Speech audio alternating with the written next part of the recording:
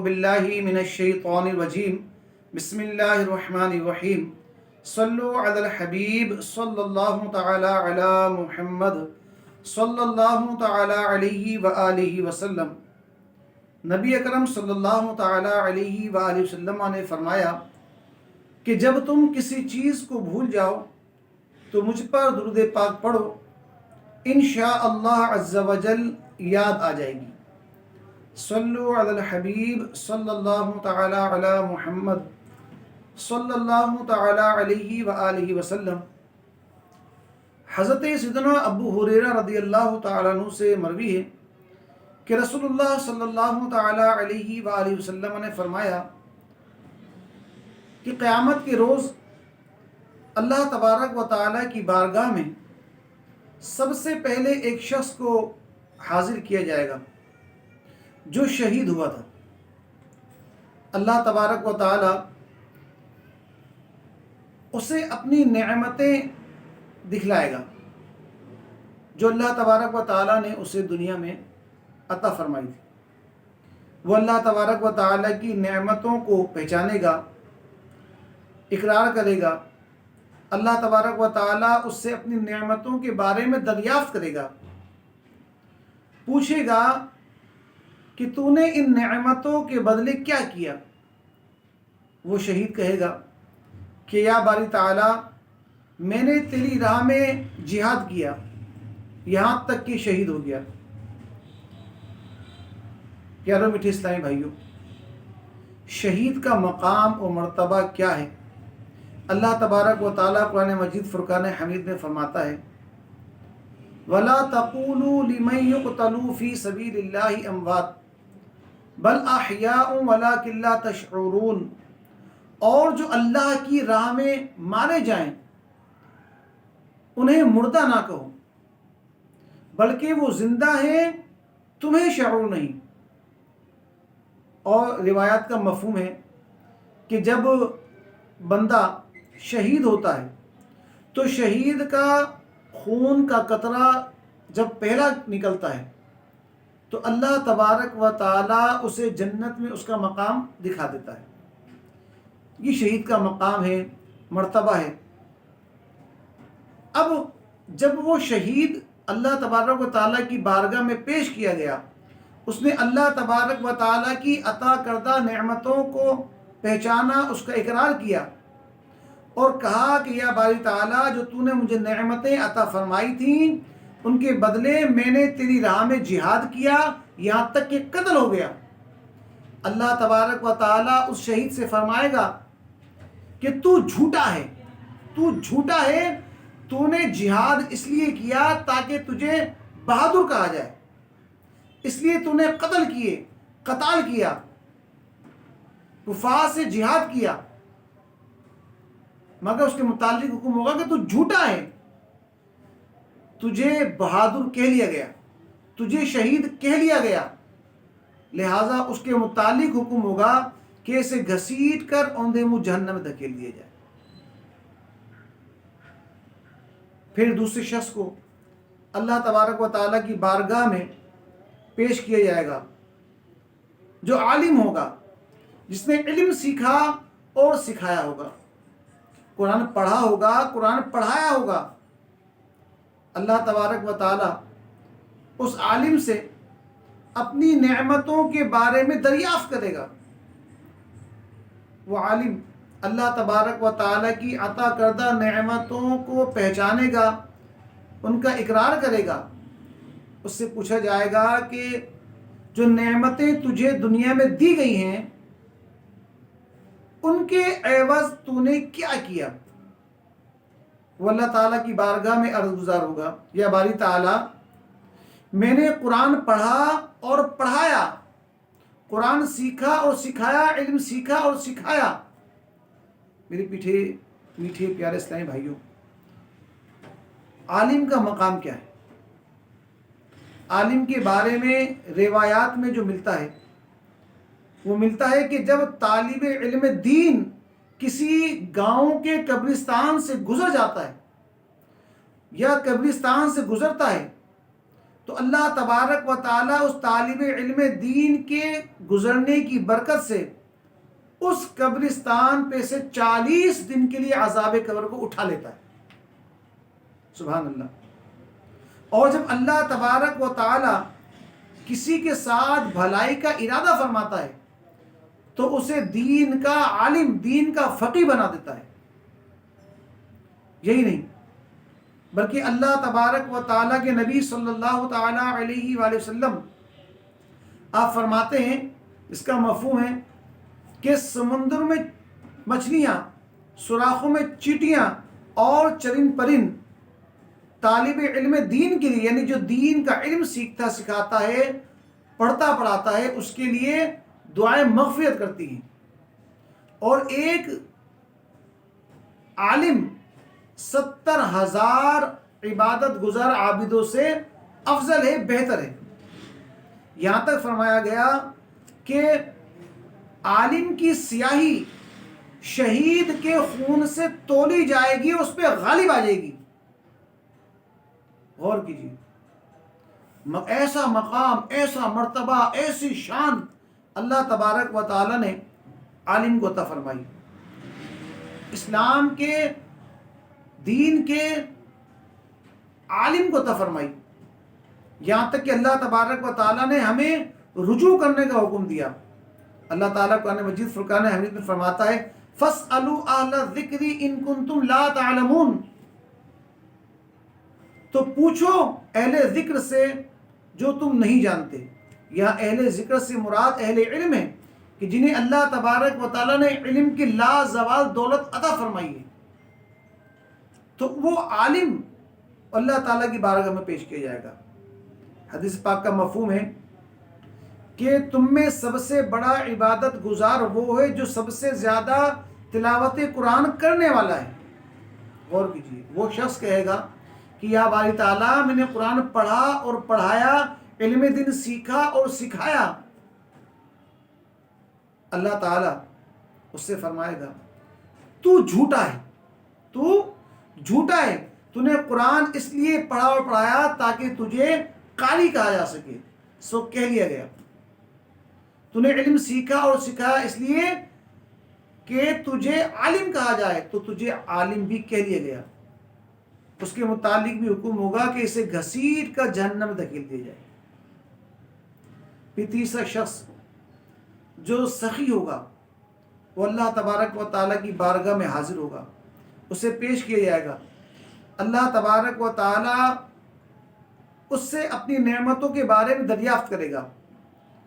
وہ اللہ تبارک و تعالیٰ کی عطا کردہ نعمتوں کو پہچانے گا، اقرار کرے گا. اس سے پوچھا جائے گا کہ ان نعمتوں کے عوض بدلے تو نے کیا کیا؟ وہ عرض گزار ہوگا یا باری تعالیٰ میں نے کوئی ایسی راہ نہ چھوڑی جہاں خرچ کرنا تجھے محبوب نہ ہو. ہر اس کام میں خرچ کیا جہاں خرچ کرنا تجھے پسند ہے، تجھے محبوب ہے. تو یا باری تعالیٰ میں نے ایسی ہر جگہ خرچ کیا. اب یاد رکھیے کہ جو شخص مسجد میں یا مدرسے میں اپنے آمدنی کو لگاتا ہے، اپنے پیسے کو لگاتا ہے، خرچ کرتا ہے، تو وہ اس کے لیے ثواب جاریہ بن جاتا ہے. مرنے کے بعد بھی اسے اس جگہ کا ثواب ملتا رہتا ہے. مثال کے طور پہ اگر کوئی مسجد میں خرچ کر دے، مسجد کی تعمیر میں خرچ کر دے، تو جب تلک وہ مسجد قائم دائم رہے گی اس خرچ کرنے والے کو ثواب ملتا رہے گا. تو اس سخی کے بارے میں اللہ تبارک و تعالی جب اس سے پوچھے گا نعمتوں کے بارے میں، وہ نعمتوں کو پہچان لے گا، اقرار کر لے گا، یہ کہہ دے گا کہ یا باری تعالیٰ میں نے کوئی ایسی راہ نہ چھوڑی کہ جہاں خرچ کرنا تجھے محبوب نہ ہو، ہر اس جگہ خرچ کیا. اللہ تعالیٰ فرمائے گا تو جھوٹا ہے، تو جھوٹا ہے، تو نے اس لیے اس جگہ پہ مال خرچ کیا کہ تجھے سخی کہا جائے، سو کہہ لیا گیا. اس کے متعلق بھی حکم ہوگا کہ گھسیٹ کر جہنم میں داخل کر دیا جائے. لہٰذا ان تینوں اشخاص کو، وہ شخص جو شہید ہوا، وہ شخص جس نے علم دین سیکھا، سکھایا، قرآن پڑھا اور پڑھایا، جس نے دین کا علم دوسروں تک پہنچایا، اور وہ تیسرا شخص جس نے سخاوت کی، اللہ کی راہ میں، اللہ کی بارگاہ میں خرچ کیا۔ ان تینوں اشخاص کے متعلق حکم یہی ہوگا کہ ان تینوں کو جہنم میں دھکیل دیا جائے اور ان تینوں کو جہنم میں ڈال دیا جائے گا۔ غور کریں، کوئی جان دے رہا ہے، شہید ہو رہا ہے، کوئی علم دین سیکھ کر آگے اس کا دین سکھا، اللہ تبارک و تعالیٰ کا دین سکھا رہا ہے، تو کوئی اپنے مال کو رب تبارک و تعالیٰ کی راہ میں خرچ کر رہا ہے، مگر معاملہ کیا کہ ان سب کو جہنم میں دھکیل دیا جائے گا۔ وجہ کیا ہے؟ تینوں میں سے کسی کا بھی عمل اخلاص کے ساتھ نہیں ہے۔ دنیا کی محبت، دنیا کی الفت، دنیا کی چاہت، دنیا والوں کو دکھانا، دنیا والوں میں اپنا نام کرنا، عمل میں ریاکاری، دنیا کی چاہت کے لیے، اپنے نام کے لیے میں مشہور ہو جاؤں، لوگ مجھے عزت کریں، لوگ مجھے شہید کہیں، لوگ مجھے بہادر کہیں، لوگ مجھے غازی کہیں، لوگ مجھے عالم کہیں، لوگ مجھے فاضل کہیں، لوگ مجھے قاری کہیں، لوگ مجھے حافظ کہیں، لوگ مجھے سخی کہیں، لوگ مجھے غنی کہیں، مجھے اللہ تبارک و تعالیٰ کی راہ میں خرچ کرنے والا کہیں۔ ریاکاری، یہ ساری محنتیں، ساری مشقتیں، ساری کوششیں، ساری کی ساری دھری رہ گئیں۔ کیوں؟ کیونکہ دنیا کے لیے عمل کرنا ہے تو رب تبارک و تعالیٰ کی رضا کے لیے کرنا ہے، رب تبارک و تعالیٰ کی خوشنودی کے لیے کرنا ہے، اللہ رب العزت کی چاہ کے لیے کرنا ہے کہ اللہ تبارک و تعالیٰ راضی ہو جائے۔ اگر اللہ تبارک و تعالیٰ راضی ہو جائے تو یقین جانیے کہ تو پھر آخرت بھی اچھی، دنیا بھی اچھی، دونوں جہاں میں بھلائی ہے، عافیت ہی عافیت ہے۔ ورنہ یاد رکھیے کہ جس طرح ان تینوں کا انجام ہوا کہ جہنم کی ہولناکیاں انہیں بھگتنی پڑیں گی، ان تینوں کو عذاب میں گرفتار ہونا پڑے گا، رب تبارک و تعالیٰ کی ناراضگی کا سبب بنا ان کا دکھاوا، ان کی ریاکاری، عمل اخلاص سے خالی، اگر سے بڑے بڑے ہیں مگر اخلاص نہیں، خلوص نہیں ہے۔ اگر ہمارا یہ حال ہوا تو ہمارا کیا بنے گا؟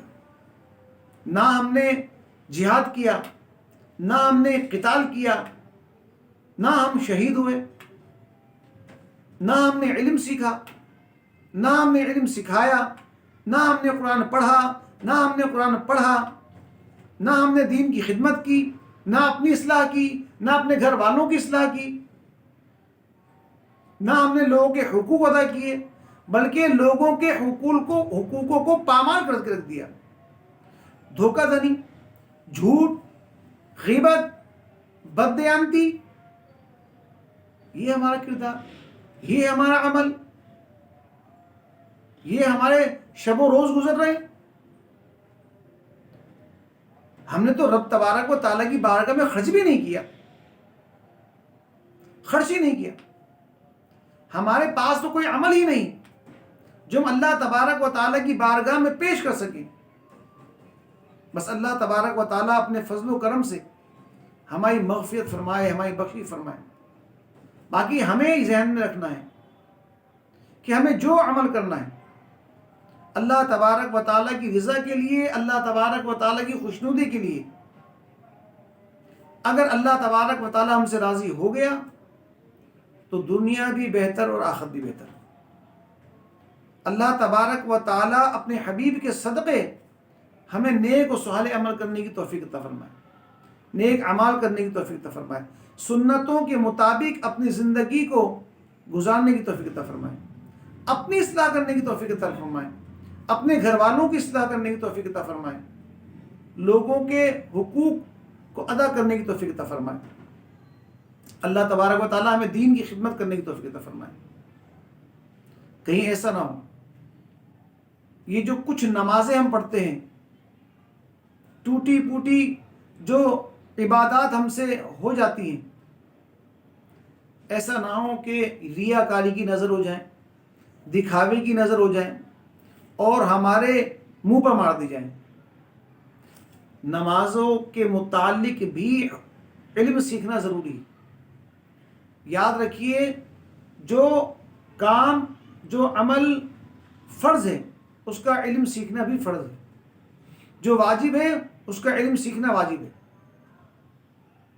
جو مستحبات ہیں ان کا سیکھنا مستحب۔ تو اپنی زندگی کو کوشش کیجئے کہ قرآن و سنت کے مطابق ہو ہر عمل۔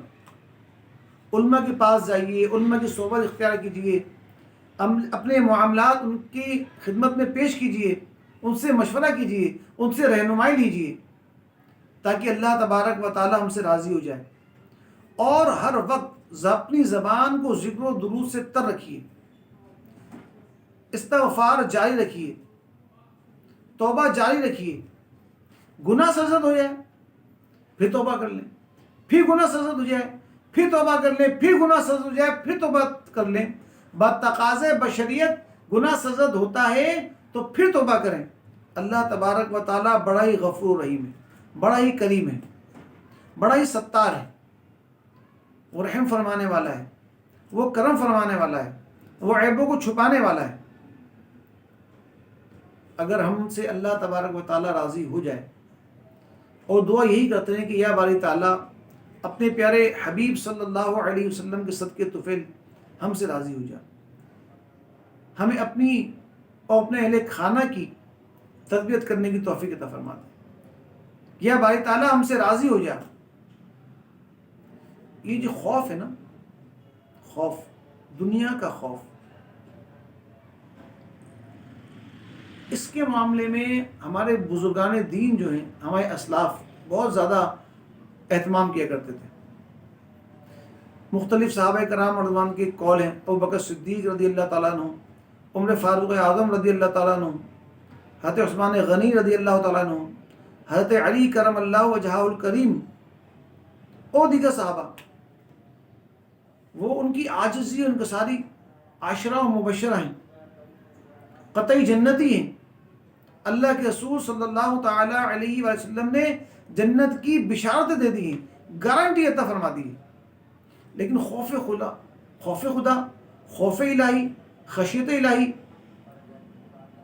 کوٹ کوٹ کر اندر بھرا ہوا۔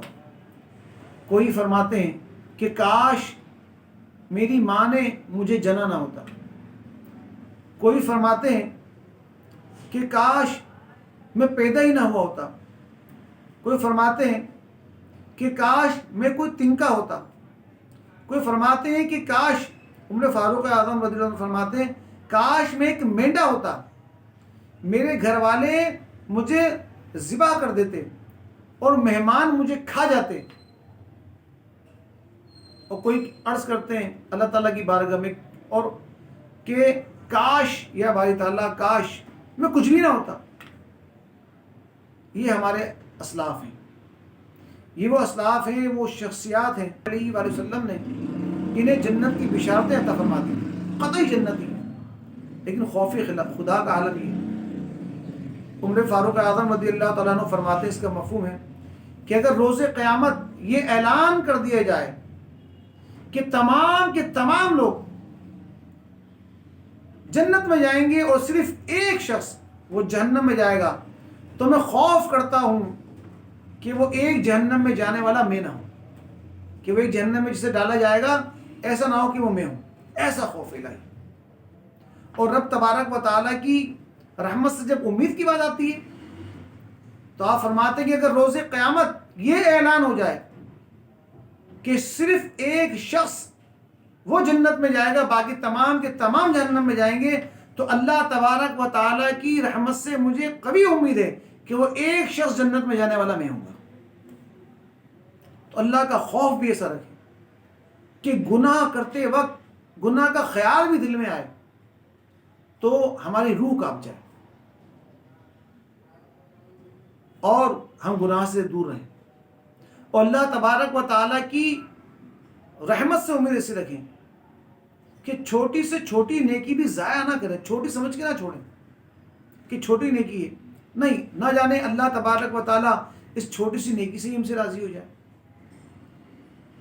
تو اللہ تبارک و تعالیٰ کی بارگاہ میں دعا ہے کہ اللہ تبارک و تعالیٰ ہم سے راضی ہو جائے، ہمیں ہر عمل اپنی محض رضا کی خاطر، خوشنودی کی خاطر کرنے کی توفیق عطا فرمائے، ریاکاری سے محفوظ فرمائے، آمین بجاہ النبی الامین صلی اللہ تعالی علیہ وآلہ وسلم۔ اللہ تبارک و تعالیٰ بیان کردہ حکایات میں، روایات میں، آیات مقدسہ میں جو خطائیں غلطیاں ہوئیں انہیں معاف فرمائے، آمین بجاہ النبی الامین صلی اللہ تعالی علیہ وآلہ وسلم۔